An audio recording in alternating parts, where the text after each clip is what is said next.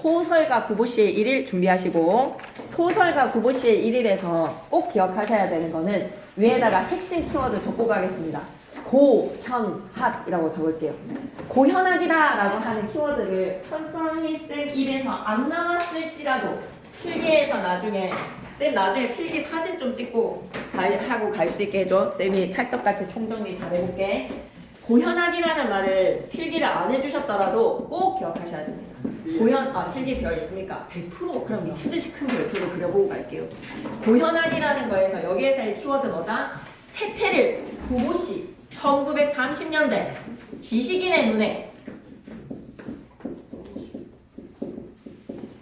비친 서울 경성의 모습 있는 그대로. 그래서 이 지식인이 구보가 눈에 비친 경성의 모습을 있는 그대로 받아내기 위해서 갖고 다니는 준비물이 두 가지가 있어.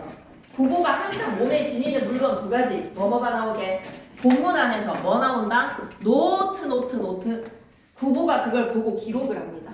경성의 모습에 대해서 보고 듣고 느낀 것을 기록을 하기에 항상 뭐를 끼고 다닌다? 노트.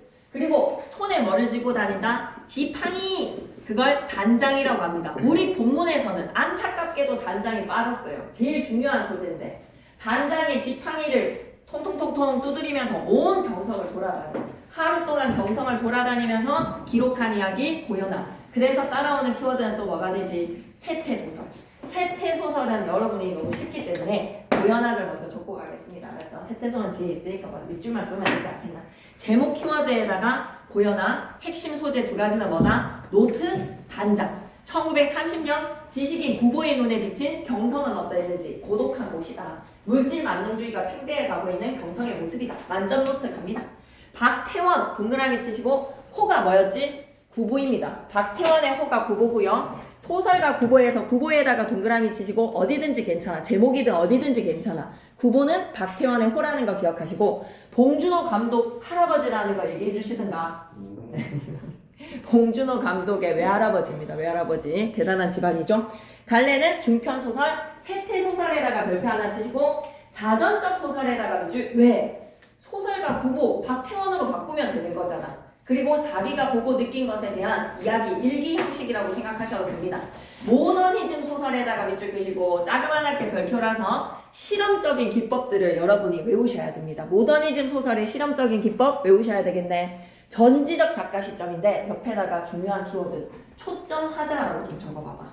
초점하자가 누구야? 중심인물 구보의 눈 아래 비친 모습을 서술을 하지 전지전능한 신의 능력으로 서술자가 모든 인물의 내면 심리를 깨뜨려 볼 수가 없어. 구보의 시각으로 서술을 하는 거야. 중심의 하자, 초점하자의 구보의 시각으로 서술을 한다는 거 기억하셔야 되겠습니다. 초점의 서술자 1인칭 주인공 시점이라고 하면 틀렸어. 1인칭 주인공 시점인데 구보 대신에 나라고 바꾸면 완벽하게 1인칭 주인공 시점이 될 만큼 구보의 시각에 비친 경성을 서술하고 있다는 걸 이 연사 힘차게 외치고 싶습니다. 제일 중요한 키워드 전지적 작가 시점이 돼. 누가 있다? 구보의 눈에 비친 서술. 오케이. 배경은 시간 1930년대에다가 밑줄 끄시고 서울 경성의 거리를 돌아다닙니다. 하루 종일. 소설가의 눈을 통해서 바라본 1930년대 도시의 일상의 풍경 되겠네.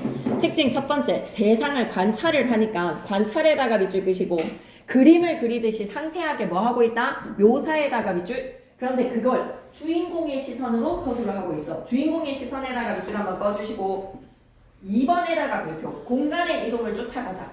그리고 3번은 미친듯이 크게 별표 치고 싶지만 공간이 좁기 때문에 3개로 대체. 별표 3개 엄청 중요해. 의식의 흐름 기법에다가 밑줄, 몽타주 기법에다가 밑줄. 어디에 어떤 장면의 의식의 흐름 기법인지 몽타주 기법인지 생각할 수 있어야 돼. 손이 많이 힘들면 뒷자리로 초대를 할게. 너무 많이 힘들 때 뒤로 가야 돼. 눈에서 피가 토하고 있군. 힘내야 돼. 마지막 남아있는 이 두 번의 주말을 잘 쓰는 이 2주의 시간 안에 모든 게 다 판가름 납니다. 조금만 정신력으로 버텨보세요. 첫 시험이니까 할 만큼만 딱 제대로 해보고 나중에 그냥 각자의 생각들이 굳어지는 시기니까 일단은 지금은 죽을 똥 말 좀 해봐봐. 알았지? 우리 우우 아저씨 너무 중요한 거 지나갔거든요. 나중에 다시 설명할게요. 알았죠? 일단은 참여하세요. 자, 의식의 흐름 기법, 몽타주 기법 너무 중요하다는 거. 구성상의 특징 먼저 미리 보고 가야 돼. 집에서 출발을 한다. 왜? 엄마가 닦아대거든. 아들이 장가도 가지도 않고 저러고 있다는 거에서 그래서 거리에 나서서 전차 안에 탔다가 다방으로 갔다가 경성역에서 고독만 느끼고 다시 다방으로 갔다가 거리로 나섰다가 술집에서 술 한잔하고 다시 집으로 귀가. 정오에 집을 나와서 정오에다가 동그라미 12시 대낮에 집을 나왔다. 엄마의 잔소리 때문에 새벽 2시에 귀가를 하기까지 밑줄기다. 하루 동안의 여정에다가 밑줄. 그게 고현학적인 세태소설이 반영이 되는 거야. 이를 통해 1930년대 미스포시 백화점도 들어서기 시작했어. 1930년대 경성이 어때? 식민 지배 아래서 급격하게 도시화와 산업화가 발달되고 있다. 밑줄 끄자. 급격한 도시화와 산업화의 발달에다가 밑줄. 그 속에서 구보가 느끼는 건 뭐다? 군중 속의 고독에다가 밑줄. 미쳐버리겠네. 너무 중요하네. 구보의 정서는 어떻다고? 군중 속의 고독에다가 밑줄. 당시에 세태에다가 밑줄 그시고 몰인정에 사람들이 뭔가 인정미가 없어. 현대인들의 심리에다가 밑줄. 돈밖에 몰라. 소설에 나타난 실험적인 기법 5가지 쫙 묶어서 별표 3개.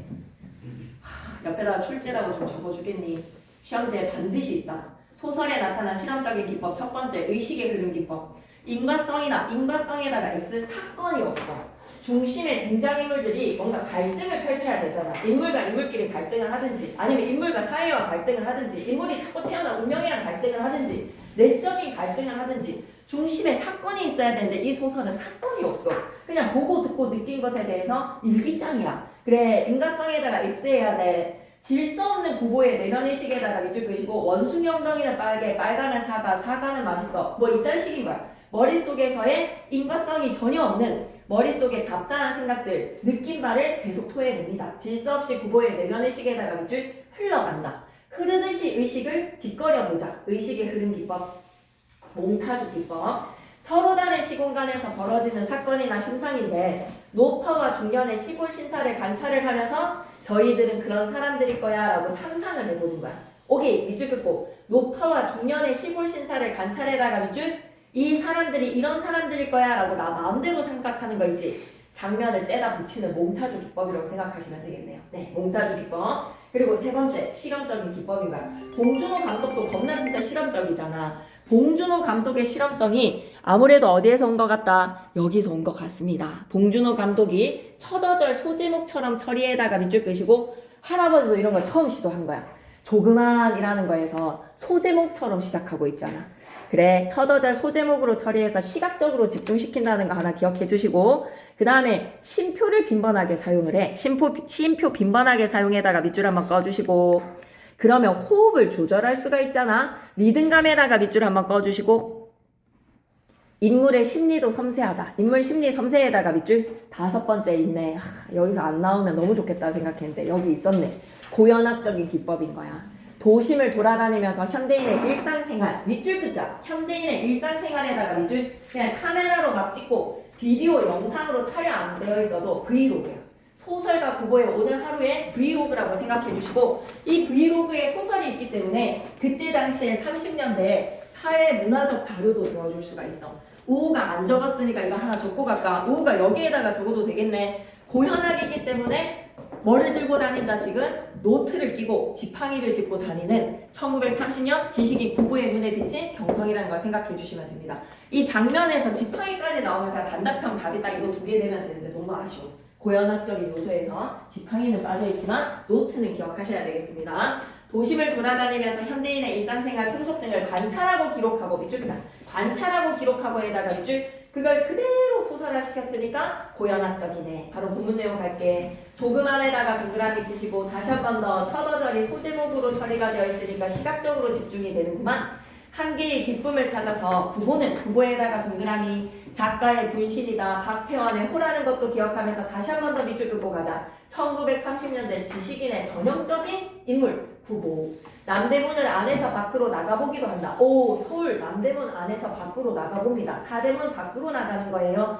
그러나 그곳에는 불어드는 바람도 없이 양옆에 웅숭구리고 앉아있는 서너 명의 직위꾼들이 그 모양이 맥이 없어 보여. 구보가 고독이 문득 느껴집니다. 고독에다가 밑줄 끄시고 왜? 직위꾼들이 너무 맥없이 앉아있거든. 웅숭그리고 앉아있거든. 사람들이 있는 곳 있지. 북적북적거리는 곳. 약동하는 무리들이 있는 곳으로 가고 싶어. 약동하는 무리들이 있는 곳에다가 밑줄 끄시고 뭐라고 생각한 거야? 경성역으로 가보자. 경성역에다가 동그라미 근대 문명의 상징입니다. 근대 문명의 상징에다가 밑줄 그시고 여기로 가면 뭔가 활기를 얻을 수 있을 것 같아서 지루한 고독에서 벗어나서 사람들 사이에서의 활력과 따뜻한 인간애를 느끼고 싶어서 어디로 가는 거야? 경성역으로 가는 거야. 경성역에서 그럼 찾고 싶은 거는 뭔지 키워드 2개 기억해야 돼. 따뜻한 인간의 활기. 과연 찾을 수 있을까? 그곳에는 마땅히 인생이 있을 것 같은데 인생에다가 밑줄 그시고 활기찬 사람들의 모습에다가 밑줄 고독에서 벗어나고 싶어서 경성역을 찾아가는 거야. 이 낡은 서울의 호흡과 또 감정이 있을 것 같아. 호흡에다가 밑줄, 감정에다가 밑줄, 경성역에서 부부가 바라는 건 뭐라고? 인생, 활기, 따뜻한 인간의 고독에서 벗어나고 싶어. 그러나 물론 그러한 직업의식이 어떻든지 좋아. 아이고 미안해. 한 줄 건너뛰었구나. 도회의 소설가는 모름지기 이 도회지에서의 항구랑 지내야지. 항구에다가 동그라미 치시고 경성역 사람들이 오고 가는 항구랑 친하게 지내야 되니 물론 그러한 직업의식은 어떻든 좋았어. 다만 그분은 지금 고독감에서는 좀 벗어나고 싶어. 고독을 3등 대합실 군중 속에서 피할 수만 있으면 그만이니까 3등 대합실에다가 네오박스 치시고 3등 대합실에 가면 뭐가 있을 거라고 생각하는 거야? 활기, 약동하는 무리들의 따뜻한 인간애가 있을 것이라고 기대하고 가는 거야. 군중 속에서 내가 이 고독을 피할 수 있으면 그만이니까 나 찾아갈 거야. 경성역으로. 그러나 에다가 제목 더 고독해. 고독은 오히려 그곳에 있었던 거야. 오히려 그곳에는 고독이 있었다에다가 밑줄 군중 속 고독 하나 적고 가겠습니다. 더 미쳐버리게 고독스럽네. 구보가 한 옆에 끼어 앉을 수도 없게시리 사람들은 그곳에 빽빽하게 모여 있는데 빽빽하게에다가 밑줄 약동하는 무리들이라고 기대하고 갔는데 그들의 누구에게 인간 본래의 온전을 찾을 수가 없었던 거야. 더 실망이 크지? 기대하고 갔기 때문에 더 실망이야. X 끊고 갈 거야. 인간 본래의 온정에다가 X. 그네들은 말이야 거의 옆에 사람들에게 한마디 말도 건네는 일이 없어. 밑줄기다. 한마디 말을 건네는 일도 없이 에다가 밑줄 키워드 기억해. 무관심 개인주의야. 오직 자기네들의 사무에 바쁩니다. 그리고 간혹 말을 건네도 말이야 그것은 자기네가 타고 갈 열차의 시간이라든지 그런 것에 지나지 않아. 사무적 대화에다가 밑줄 그시고 필요에 의해서 사람들이랑 소통하고 있어. 그네들의 동료가 아닌 사람들에게 그네들은 변소에 다녀올 동안에 그네들의 집을 부탁하는 일조차 없었던 거야. 왜? 믿지 않아 사람들은 서로를. 집을 부탁하는 일조차 없었다. 밑에다 불신 하나 적어줄래. 남을 결코 믿지 않는 그네들의 눈은 보기에 딱하고 또 가여웠다. 밑줄 끄자. 딱하고 또 가여웠다에다가 밑줄 그시고 누구의 심리는 제시할 수 있게. 전지적 작가 시점인데 모든 등장인물의 내면 심리 제시할 수 있다 없다? 없습니다. 초점 하자의 시각으로 서술하는 전지적 작가 시점이기 때문에 누구의 심리의 서술은 가능하다? 부보 심리의 서술은 가능합니다. 밑줄 긋고 갈게요. 딱하고 또 가여웠다. 밑에다가 뭐다? 부보의 심리라고 적자. 경성역에 있는 사람들에 대한 부보의 심리는 직접적으로 제시할 수 있어. 하지만 지금부터 부보가 만나는 인물들의 심리는 제시할 수 있다 없다? 없다라는 거 겁나 중요하다. 부보는 한 구석에 가서서 그의 앞에 있는 노파를 바라볼게요. 관찰 대상 첫 번째 노파 밑줄 긋고 가자. 부보의 관찰 대상 1 노파 당시 고단한 민중의 모습에다가 밑줄 파란색 글씨가 있네. 그는 상상해 보는 거야. 누구 집에서 일했던 사람이지 않을까라고 드난에다가 밑줄 끄시고 가정 도우미 살다가 이제는 늙고 또 세잔한 몸을 이끌고 결코 넉넉하지 못한 어느 시골 딸네 집에라도 찾아가는 거 아닐까. 밑줄 끄자. 딸네 집에라도 찾아가는지 모르겠다에다가 밑줄 끄시고 A의 장면이 지금 뭐 하고 있다는 거야? 상상하는 거야. A 옆에다가는 상상이라고 적자.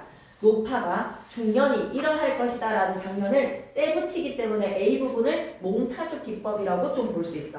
A 부분을 뭐라고 생각해도 된다? 몽타주 기법. 노파가 이러했을 것이야 라고 상상을 하는 거야. 그렇게 딸네 집에 찾아가는지 모른다. 이미 굳어버린 그의 안면 근육은 어떠한 다행한 일에도 퍼질 턱이 없고 안면 근육이 마비가 되어 있어서 밑줄 긋자. 외양묘사에다가 밑줄 긋시고 삶의 풍파를 겪어왔기 때문에 노파가 너무 늙었어. 그리고 그의 몽롱한 두 눈은 비록 그의 딸이 딸의 그지없는 효양을 가지고도 감동시킬 수 있을지 없을지 모르겠어. 그만큼 뭐야? 고된 삶을 살았던 거야.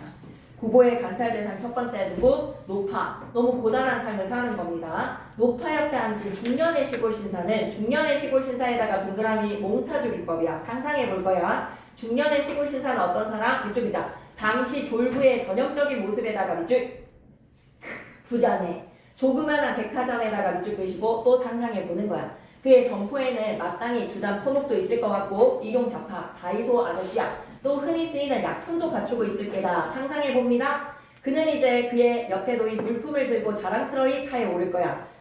부자인 아저씨야. 구보는 그 시골 신사가 시골 신사에다가 동그라미 한번 더 치고 두 번째 인물이지. 노파의 사이에 밑줄 꺼야 돼. 간격을 가지려고 노력에다가 밑줄 끄시고 왜? 할머니 지저분하잖아. 꺼리잖아. 불신 꺼리는 애다가 밑줄. 노인이랑은 같이 섞이고 싶지 않은 중년 신사의 모습이 씁쓸합니다. 그리고 그를 업신여겼다. 노파란 간격을 가지려고 노력하는 중년의 시골 신사를 발견을 하고 그리고 그를 업신여겼다. 업신여겼다에다가 밑줄 끄시고 왜? 인정머리 없는 사람이니까. 노파에게 거리를 두려고 하는 그 모습에 딱 만정이 떨어지는 거야. 업신여겼다. 누구의 심리? 구보가 노파를 거리를 꺼리낌을 가지고 대하는 중년 신사의 모습에 업신여기는 거 꼭 체크해야 돼. 구보의 심리는 제시된다는 거. 만약 그에게 옅은 지혜에다가 밑줄, 약간의 용기에다가 밑줄, 그는 3등석의 승차권을 주머니 속에 간수하고 1, 2등 대합실에 오만하게 자리를 잡고 있을 사람일 것 같아. 한마디로 어떤 사람인 거야? 양심이 없지. 밑줄 끄자. 중년 신사의 행동 상상에다가 밑줄 끄시고 우월감과 거만한 태도에다가 밑줄 끄시고 그 사람을 어떻게? 조소하고 있어. 냉소적으로 바라보고 있어. 냉소에다가 동그라미. A 장면 잘 생각해야 돼.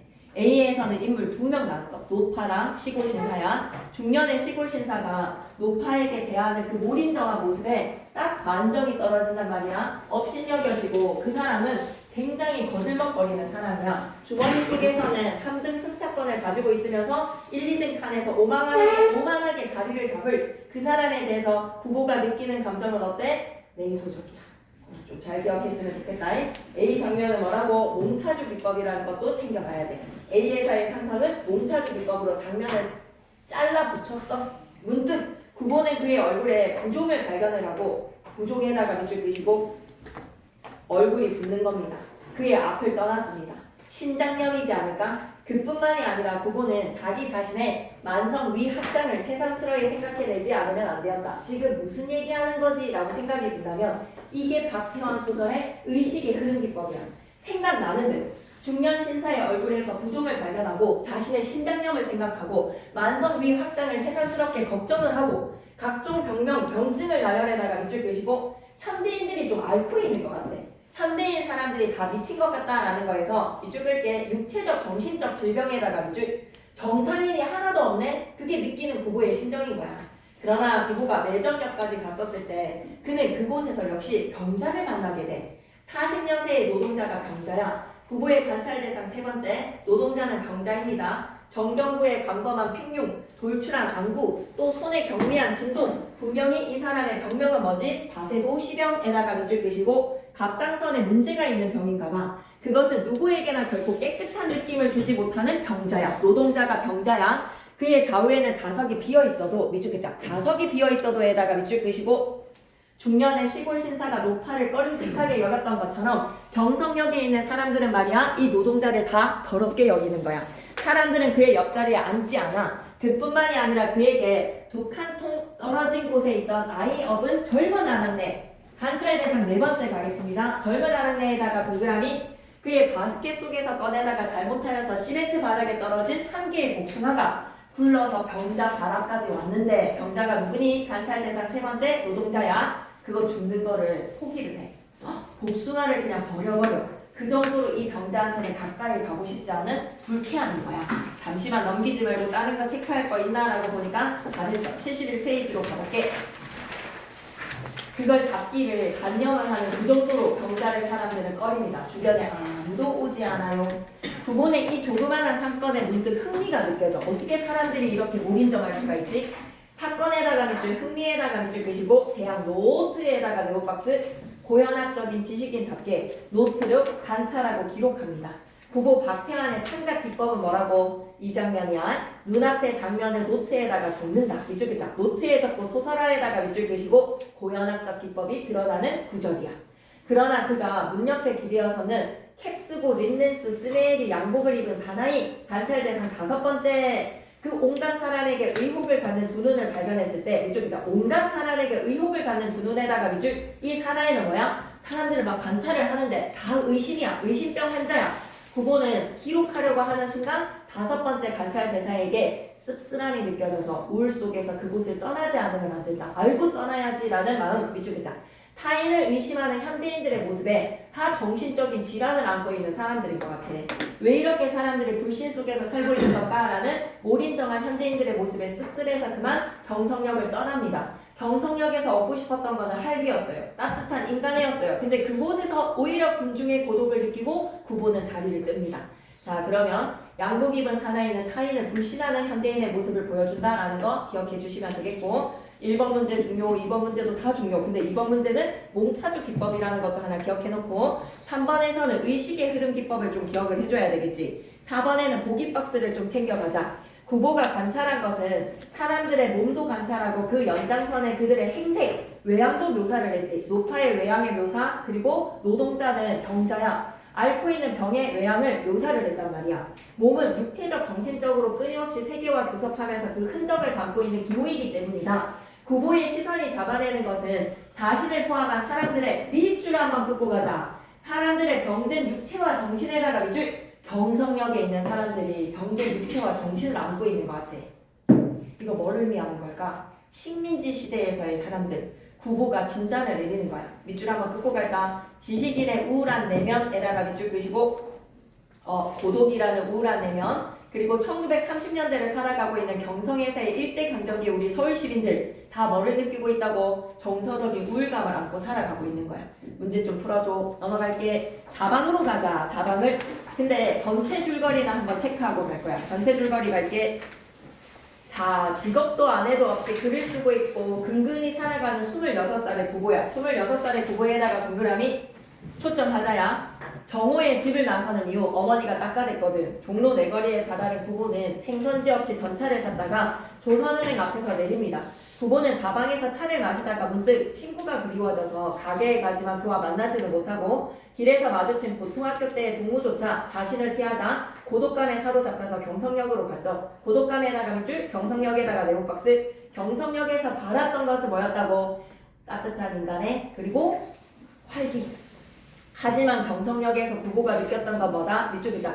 군중 속에서 더 큰 고독감에다가 밑줄. 그래서 얼른 역을 나왔어. 부부는 다방을 찾아갈 거거든. 다방을 운영하는 친구를 찾아가서 함께 식사를 하는데 조금 뒤에 다시 만나자는 법과 헤어지고 다시 다방에 들어간 부부는 어느 보험회사 외교원과 마주했다가 그의 속물성에 불쾌해진다. 밑줄이다. 속물성에 불쾌에다가 밑줄. 1930년대 사람들이 물질주의의 가치관을 가지게 됩니다. 마침 다시 돌아온 친구와 함께 술을 마시러 간 부부는 세상 사람들이 다 오늘 하루 정도 경성을 돌아다니면서 느낀 바는 뭐다? 다 미친 것 같아. 밑줄이다. 모두 정신병자에다가 밑줄. 그런 심정의 충동에 사로잡히는 거야. 새벽 2시 부부는 종로로 나와서 이제는 좋은 소설을 써야겠다라고 다짐하면서 집으로 귀가를 합니다. 1930년대 지식인의 고뇌라고 생각하시면 돼요. 일제강점기에 이런 물질 만능주의 세태에 이 글을 써서 돈으로 바꾸고 싶지가 않은 거야. 부부는. 그래서 흥미 위주에서의 소설을 써서 돈으로 바꾸고 싶지 않은 지식인 부부의 고뇌라고 생각해 주시면 되겠네요. 1등급 정리해서 체크할 거는 미리 체크하고 가자. 인물들의 태도와 심리. 사내는 술에 취해서 함부로 행동하는 사람. 소설가 부부가 자신의 관계, 자신의 경제적인 능력을 과시한다. 나 이만큼 벌었어 라는 거에서 물질 만능주의지. 우월감과 득이감에다가 밑줄 그시고 경제적 능력 과시에다가 밑줄. 세부는 승방기곡, 대도전 등 당대에 유명했던 작품들을 언급을 하는 조선 작가의 원고료가 얼마인지 묻는다. 밑줄 원고료 얼마인지 묻는다에다가 밑줄. 돈밖에 모르는 사람들이네. 부부가 만나는 사람들이. 사내들과 마지못해서 합석을 하고 병원체를 사용하는 거는 그만큼 뭐야? 그 사람들과 별로 친해지고 싶지 않다는 거야. 공적인 관계를 거리를 두고 싶은 거야. 밑줄 끌게. 사내들과 거리를 두려해다가 밑줄 끄시고 심리적으로 거리를 두고 싶은 별로 좋아하는 사람이 없어. 지금까지 부부가 보면서 심리적으로 플러스를 느끼는 사람들은 없다. 당혹감과 창피함, 불쾌감. 시점상의 특징 별표셋 꼭 좀 체크해줘. 시점상의 특징은 1인칭 주인공 시점이라고 하면 큰일 난다. 근데 구보를 나라고 바꾸면 완벽한 1인칭 주인공 시점이 될 만큼 전지적 작가 시점인데 부보의 시각에서 서술을 하는 거야. 이 소설의 서술자는 밑줄 긋고 갈까? 부보의 내면 심리를 깨뚫어 보듯 서술에다가 밑줄 끄시고 직접 제시 가능합니다. 사나이한테 느끼는 불쾌감이라든지 구보의 내면 심리는 서술이 가능해요. 하지만 나머지 등장인물의 심리에 대해서는 어떻게 해요? 구보의 시각으로 관찰해서 서술을 합니다. 밑줄 끌게. 구보의 시선이나 의식을 통해 간접적 서술에다가 밑줄. 이런 걸 우리는 용어상 뭐라고? 제한적 전지적 작가 시점이라고 얘기할 거야. 그리고 문제로도 나오니까 73페이지에 4번 문제 별표 3개 무조건 출제입니다. 시험지에 4번 없으면 이상한 일이다. 시험지에 4번 없으면 있을 수 없는 일이다. 4번에다가 별표 3개 무조건 나와야 돼. 가에서는 제한적 전지적 작가 시점인데 나에서는 일반적인 전지적 작가 시점으로 바꿨을 때 뭐가 달라지냐? 다른 등장인물의 내면 심리를 직접 제시를 할 수가 있어. 하지만 가에서는 뭐다? 다른 등장인물의 내면 심리는 직접 제시할 수 있는 인물의 심리는 누구밖에 없다? 구보밖에 없다는 걸 명심 꼭 명심. 다시 돌아왔어. 쫙 속사포로 읽고 갈게. 가방을 찾는 사람들은 어인가닥인지 모두들 구석진 자리를 좋아해. 자기만의 시간이 필요하겠지. 구보는 하나 남아있는 가운데 탁자에 앉을 수밖에 없었어. 구석진 자리는 없어서 말이야. 그래도 그는 그곳에서 엘만의 밭을 센티멘털 가장 마음 고요히 들을 수 있었다. 그러나 그 선율이 채 끝나기 전에 음악 감상을 했는데 뚜 하는 그런 소리 아니야? 뭔가의 그 집중을 깨는 소리가 구포시 아니오 구포에다가 밑줄 것이고 좀 기분 나쁘지 않냐? 구보를 구포라고 부르고 있네. 구보는 가방 안에 모든 사람들의 시선을 온몸으로 느낍니다. 구포시 하니까 사람들이 다 쳐다보지. 창피스러운 당혹감에다가 밑줄 소리나는 쪽을 바라봤더니 중학을 2, 3년 일찍 마친 사내 어느 생명보험회사의 외교원이야. 생명보험회사의 외교원에다가 밑줄 끄시고 직업조차도 물질 만능주의지. 평소에 결코 왕래도 없었단 말이야. 근데 아는 척을 하는 것이 오직 얼굴이 새빨개지도록 먹은 술 탓인지 모르겠어. 술 탓에다가 밑줄 한번 꺼주시고 술을 거나하게 마시고 나서 술 탓. 거나하게 취하고 나서 구포시 하는 거야. 이름도 제대로 안 부르고 말이야. 구보는 무표정한 얼굴로 약간 까딱 불쾌하니까 즉시 고개를 돌렸다. 즉시 고개를 돌렸다에다가 밑줄 끄시고 사내에 대해서 우호 냉소적 태도야. 싫은 거야. 그러나 그 사내는 또 한 번 역시 무례하네. 역시 큰 소리로 이리 좀 안 오시려 하고 말을 하였을 때 구보는 게으르게나마 자리에서 일어나 그의 탁자로 가는 수밖에 없었어. 억지로 밑줄 끄자. 마지못해 합석에다가 밑줄 끄시고 억지로 이리 좀 앉으시오. 참 채군 인사하지. 소설가 구포시 채군이랑 사내랑 구보다 같이 세 사람이 대화를 나누는 장면이야. 이 사내는 어인가닥인지 구보를 계속 구포라고 발음을 한단 말이야. 그냥 맥주병을 들어보고 아이 쪽을 향하여서 더 가져오라고 소리를 치고 무례하다 그지? 다시 구보를 보고 그래 요새도 많이 쓰시오. 무얼 별로 쓰는 것도 없습니다에다가 밑줄 끄시고 하십시오체 사용하는 이유는 뭐다? 거리감을 두고 싶어서.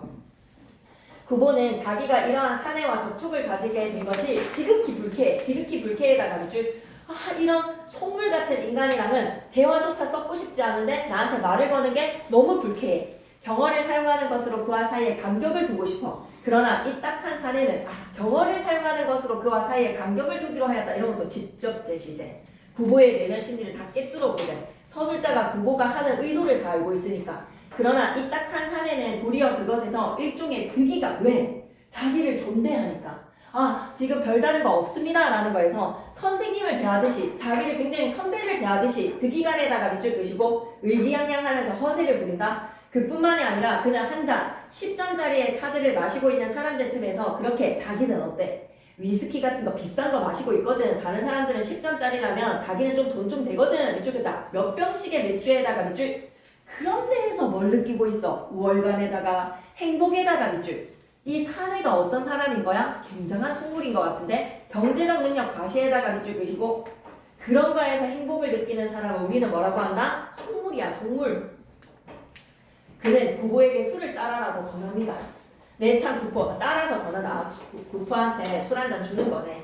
나 참 구포씨 작품을 애독하고 있습니다. 애독에다가 밑줄 끄시고 이름도 모르면서 구포씨라고 부르면서 자기 작품을 한다고? 밑줄 끄자. 작품을 애독한다고 말하는 모순적 상황에다가 밑줄 끄시고 이걸 길 가다가 막 유튜버 만났을 때 막 구독하고 있어요라고 하지만 막 구독자로서 잘 모르는 그런 상황인 거야. 그리고 그러한 말을 하였음에도 불구하고 구보가 아무런 감정도 갖지 않는 듯 딱 그런 감정이 느껴지자 눈치를 채자 사실 내 또 만나는 사람마다 보고 구포씨를 선전하고 있습니다 라고 얘기한단 말이야. 완전 거짓말이지.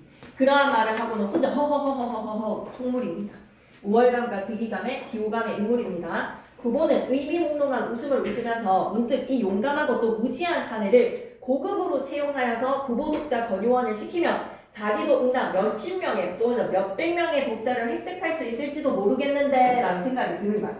이 사람을 가지고 독자를 확보할 수 있겠다라고 생각을 하는데 리을에다가 별표 하나 쳐볼래. 혼자 속으로 웃었다에다가 쭉.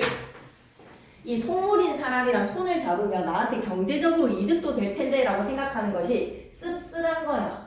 내가 이 사람이랑 뭔가 좀 잘 지내면 경제적으로 내가 득을 보겠는데 라고 생각하는 순간 아 내가 진짜 쓰레기 같은 생각을 하고 있구나. 자신의 유치한 생각에다가 밑줄 빼시고 유치하다라고 얘기했는데 이게 유딩스러움이 아니라 속물에 뭔가 자기도 속물에 물드는 것 같은 그 치욕스러움 알겠니?